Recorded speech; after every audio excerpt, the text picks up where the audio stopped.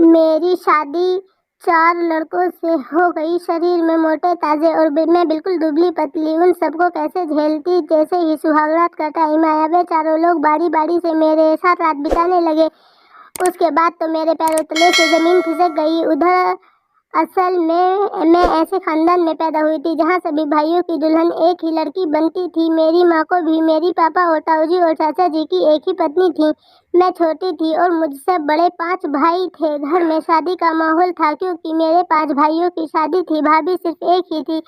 मुझे उस बारे में कुछ खबर नहीं थी। मैं बिल्कुल अनजान थी। मुझे नहीं पता था कि ऐसा भी कोई रिवाज होता है। मैं तो इस खुशी में झूम रही थी कि घर में मेरी 5 भाभी आएंगे। लेकिन भाइयों की शादी के बाद जब दुल्हन का गृह प्रवेश किया जा रहा था तो मेरे 5 दूल्हे भाइयों के साथ केवल एक ही दुल्हन थी। सब लोग बहुत खुश थे कि घर में बहू आ गई है, पर मैं इसी सोच में थी कि आखिर मेरी बाकी 4 भाभियां कहाँ हैं। फिर मैं इस सब को भूल गई और नाचने में लग गई। कुछ दिन यूं ही निकलते गए और रोज देखती कि मेरी भाभी के पास सभी भाई जाते हैं। पढ़ाई लिखाई उस समय होती नहीं थी और अगर थोड़ी बहुत होती थी तो वो सिर्फ लड़कों के लिए होती थी। लड़कियों को पढ़ाई नहीं करने दी जाती थी।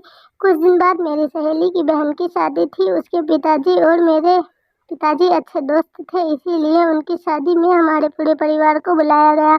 सब लोगों के साथ मैंने भी वहाँ गई। जब उनके यहाँ बारात आई तो 3 दूल्हे थे। मैं फिर सोचने लगी कि उनके यहाँ तो सिर्फ एक लड़की की शादी है तो फिर दूल्हे 3 कैसे हैं। खैर उनकी शादी के बाद मैं घर पर आई। जब माँ को सारा काम करके खाली बैठे देखा तो मैंने माँ से पूछ लिया कि आखिर ये क्या है, एक लड़की के इतने सारे दूल्हे कैसे हो सकते हैं। तभी मेरी माँ ने मुझे प्यार से समझाया कि बेटी, हमारे समाज की एक प्रथा है जिसमें जहाँ लड़की का रिश्ता तय किया जाता है वहाँ जितने भी भाई होते हैं सबसे शादी होती है।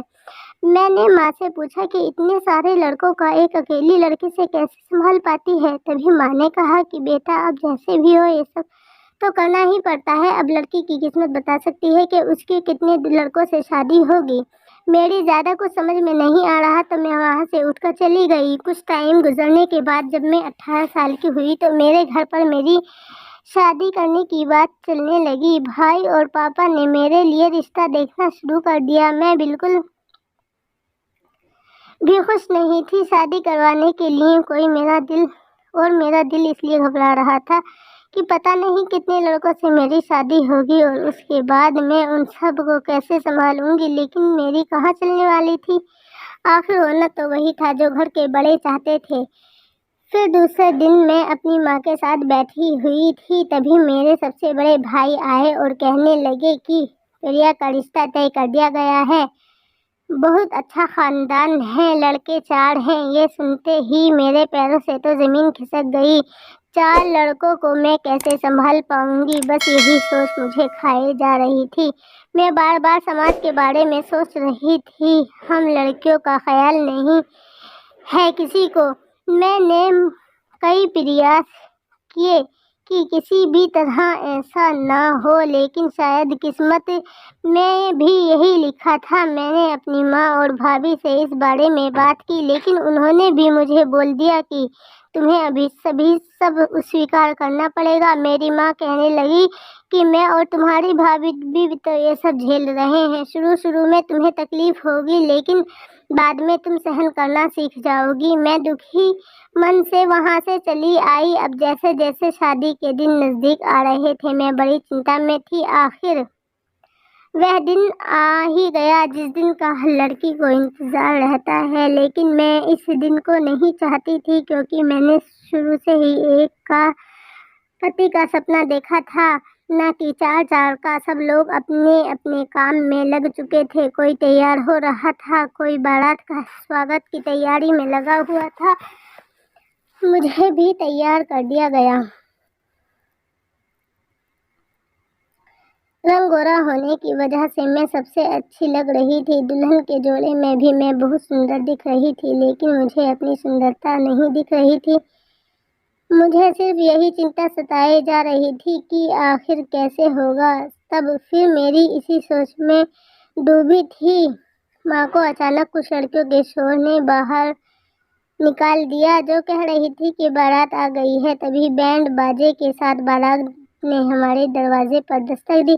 खाना पीना करने के बाद मुझे मंडप पर ले जाया गया जहाँ 4 दूल्हे बैठे थे। मेरा दिल धड़कना बंद हो गया था, लेकिन मैं अपनी मजबूरी के साथ कुछ नहीं कर सकती थी। तभी उन चारों ने बारी बारी मेरी मांग में सिंदूर लगाया और एक बड़ा सा मंगलसूत्र एक साथ मेरे गले में पहनाया। फिर फेरों के लिए उन चारों के साथ मेरा पल्लू बांधा और फेरे करवाए। फिर हमारी शादी पूरी हो गई। मुझे अपने कमरे में ले जाया गया जहाँ कुछ महिलाओं के साथ मेरी भाभी और माँ भी थी। उन्होंने मुझे कहा कि देखो बेटा, अब उन सब के साथ ही तुम्हारा संसार है। तुम कभी भी उन लोगों को निराश मत करना, नहीं तो कभी उनकी सेवा में कोई कमी मत करना। हम सब की हमेशा लाज रखना। उनकी यह सब बातें मुझे अंदर से खाए जा रही थीं। चाहकर भी अपने ससुराल नहीं जाना चाहती थी, लेकिन मैं इस प्रथा की जंजीर में इस कदर जकड़ी हुई थी कि चाहकर भी अपने आप को आज़ाद नहीं करवा सकती थी। ठीक विदाई का समय हो गया था। सब लोगों से मिलकर मैं अपने ससुराल के लिए निकल गई। ससुराल पहुंचते ही सब लोगों ने रस्में पूरी की और मुझे खाना खिलाया। इतनी सुंदर बहू पाकर मेरे सास ससुर बहुत खुश थे। जो लोग भी आए हुए थे सब लोग मेरा ही चर्चा कर रहे थे, लेकिन उन लोगों की तारीफों का मुझ पर कोई ऐसा असर नहीं पड़ रहा था जो मेरी चिंता को दूर कर दे। अब रात हो चुकी थी। फूलों से सजी और इत्र की खुशबू से मेरे कमरे में मुझे ले जाया गया और मुझे घूंघट निकलवा कर वहाँ बैठा दिया। फिर कुछ देर बाद मेरे सबसे बड़े पति आए। उन्होंने मेरे साथ सुहागरात मनाई और चले गए। मैं कराह रही थी, लेकिन फिर भी मैंने खुद को संभाला और अपने कपड़े सही किए और फिर से सेज पर बैठ गई। फिर मेरा दूसरा पति कमरे में आया और उसने भी मेरे साथ वही किया। ऐसा करते करते मेरे चारों पतियों ने मेरे साथ सुहागरात मनाई। सब फिर उठ कर मुझे घर के कामों में सुबह फिर उठाकर मुझे घर के कामों में लगा दिया। दर्द के कारण मुझसे ठीक से काम भी नहीं किया जा रहा था, लेकिन मैं आखिरकार कर भी क्या सकती थी। ऐसे रोज होता था। रात भर एक मशीन की तरह वह लोग मेरे साथ गलत व्यवहार करते थे और दिन में घर का काम मेरी हालत खराब कर देता। फिर एक दिन मुझे अपने माता पिता से मिलवाने के लिए मेरे पीहर ले जाया गया। वहाँ जाकर मैं सब लोगों से मिलकर बहुत अच्छा महसूस करने लगी, लेकिन मैंने अपनी भाभी को सब कुछ बताया तो उन्होंने मुझे दिलासा दिया और कहा कि मैं तुम्हारे भाइयों से इस बारे में बात करूंगी। तभी मेरा वापसी का समय हो गया और मैं अपने ससुराल चली आई। उधर मेरी भाभी ने मेरे भाइयों से बात करके मेरी सास को बोला कि हमारी प्रिया बहुत कमज़ोर है, वे एक साथ 4 लोगों के साथ संबंध नहीं बना सकती। आप थोड़ा दया करो उस पर। फिर मेरी सास ने उन चारों पतियों के दिन बांध दिए। एक पति एक रात को ही मेरे साथ रह सकता था। अब मैं कुछ ठीक होने लगी थी, क्योंकि अब रोजाना सिर्फ एक पति ही मुझसे संबंध बनाता था। लेकिन मेरे सबसे छोटे पति बाकी सबसे अलग थे। वे मुझे समझते थे, मेरे मूड का भी ध्यान रखते थे और मेरी हर तकलीफ को समझते थे। जब कभी मेरी तबीयत ठीक ना होती तो वे मेरा ख्याल रखते थे। मैं भी उनसे ज़्यादा प्यार करती थी, क्योंकि सिर्फ वही थे जो मुझे अपनी मानते थे। अब धीरे धीरे हम दोनों एक दूसरे के ही सपने देखने लगे थे। मेरे सबसे छोटे पति को अब बिल्कुल पसंद नहीं आता था कि उनके बड़े भाई मुझे छुए, लेकिन उनकी और मेरी एक ना चलती थी। आखिर उनकी भी पत्नी थी मैं। एक दिन मेरे सबसे बड़े पति ने मुझसे कहा कि तुम मेरे सबसे छोटे भाई यानी कि अजय को इतना प्यार क्यों देती हो? आखिर हम भी तो तुम्हारे पति ही हैं। हमें तो तुम इस तरह से प्यार नहीं करती। मैं उन्हें कुछ नहीं बोल पाई। फिर उन्होंने गुस्से में मुझे पीटना शुरू कर दिया और गलत व्यवहार मेरे साथ करना शुरू कर दिया। बर्दाश्त करती रही, लेकिन उन्हें मुझ पर बिल्कुल भी दया नहीं आई। उनकी तरह मेरे बाकी पतियों को भी मेरा अजय के साथ प्यार बिल्कुल भी नहीं भाता था। वह भी मुझे मारपीट का शिकार बनाने लगे। अजय को यह सब बिल्कुल भी पसंद नहीं आ रहा था, लेकिन वे बेचारे क्या करते। एक दिन मेरे मायके से संदेश आया कि मेरे भतीजा हुआ था, तो मुझे वहाँ बुलाया गया है। मेरे सास ससुर ने मुझसे कहा कि कल तुम अपने मायके चली जाना, तुम्हें अजय छोड़ आएगा और 2 दिन बाद वापस आ जाना। मैं खुश हो गई क्योंकि कम से कम 2 दिनों में इन हैवानों से तो छुटकारा पाऊंगी। इस रात अजय की बारी थी।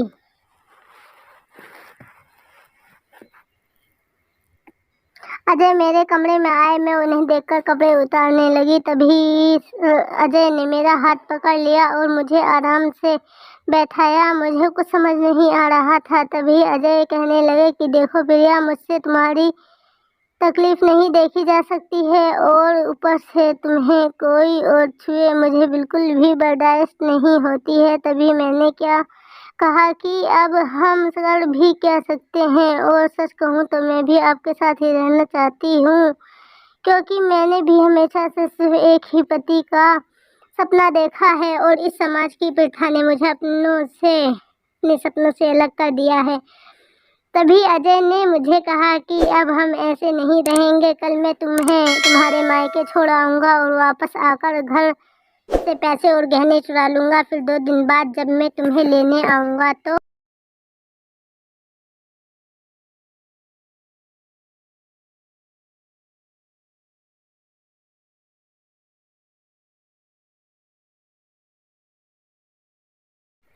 हम लोग वहाँ से कहीं दूर भाग जाएंगे, अपनी अलग दुनिया में, इन सब से दूर। अजय की इन बातों ने मुझ पर बहुत सुकून मिला। अब मुझे एक आदमी का होकर ही रहना पड़ेगा। शायद अब मुझे ऐसे अत्याचार नहीं सहने पड़ेंगे। दूसरे दिन मैं अपने कपड़े डालकर पीहर के लिए अजय के साथ निकल पड़ी। अभी अजय के किसी दोस्त की दुर्घटना घटी और अजय को वहाँ जाना पड़ा। तभी अजय ने मुझे मेरे मायके जाने वाली बस में बैठा दिया और खुद अपने दोस्त के पास चले गए। तभी सभी प्लान के मुताबिक हो रहा था। शाम का समय हुआ। मेरे ससुर के पास मेरे पिताजी की कॉल आई तो उन्होंने कहा कि क्या हुआ जी, आपने आज प्रिया को भेजा क्यों नहीं? तभी मेरे ससुर ने कहा कि यह क्या बात कर रहे हो, प्रिया को तो सुबह ही बस में बैठा दिया था। फिर अजय के आने के बाद मेरे ससुर ने अजय से कहा कि प्रिया अभी तक अपने घर नहीं पहुंची है, क्या तुमने उसे सही से बस में नहीं बैठाया था क्या? तभी अजय ने कहा कि नहीं, मैं तो उसे अच्छी तरह बैठा कर आया था। अब अजय भी बहुत घबरा गए कि आखिर प्रिया गई कहाँ। मेरे मायके वाले भी आ गए थे। दूसरा दिन हो गया था लेकिन अभी तक मेरे बारे में कोई भी खबर नहीं आई थी। सबसे ज्यादा अजय दुखी थे। आखिरकार मैं कहाँ चली गई? 2 दिन बाद वे मेरे साथ अपनी दुनिया बसाने वाले थे, लेकिन उससे पहले ये घटना हो गई कि मेरी कोई खबर ना लगने पर सब लोगों ने पुलिस को खबर करने की सोची और थाने में जाकर रिपोर्ट दर्ज करवा दी। पुलिस अपनी छानबीन में लग गई।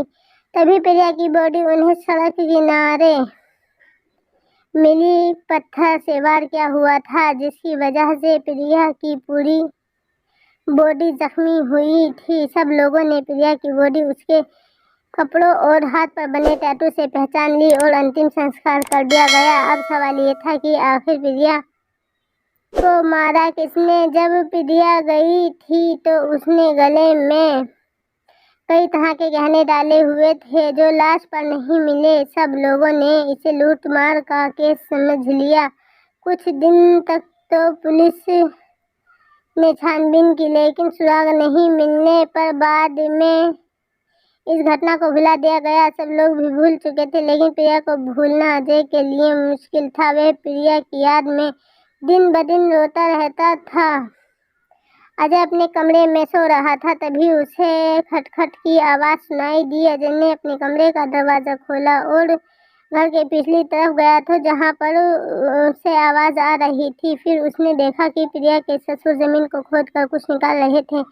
फिर उन्होंने ज़मीन से एक लाल रंग की पोटली निकाली और उसमें से कुछ गहने निकाले। मैं देखकर चकरा गया जब मैंने देखा कि वह वही गहने थे जो उस दिन प्रिया पहनकर घर से आई थी। अजय को सारा माजरा समझ में आ गया, लेकिन वह यह सोचकर दुखी भी हो रहा था कि पिताजी ऐसा कैसे कर सकते हैं। अजय ने दूसरे दिन पुलिस को बुलवाया और सारी बातें कह डाली।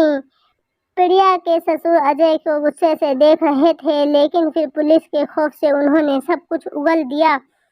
उन्होंने कहा कि मैंने अजय और प्रिया की सारी बातें सुन ली थी, यह लोग 2 दिन बाद भाग जाएंगे। तभी मैंने मेरे बाकी के बेटों का क्या होगा और हमारी बिरादरी में क्या इज्जत रहेगी। इसी तरह से मैंने प्रिया का पीछा करने लगा और कुछ मेरे गुंडे आदमियों की मदद से प्रिया को मरवा दिया था कि वह अजय के साथ ना भाग पाए। और मैंने गहने निकाल लिए ताकि लोगों को लूटपाट का मामला लगे और हमारे गहने भी बच जाएं। पुलिस अब प्रिया के ससुर को गिरफ्तार कर चुकी थी। अजय की आंखों में आंसू नहीं रुक रहे थे। एक ऐसी प्रथा जिसकी वजह से लड़कियों को इतना तकलीफ झेलनी पड़ती है और अगर वे खुलकर जीना भी चाहे तो जीने नहीं दिया जाता है,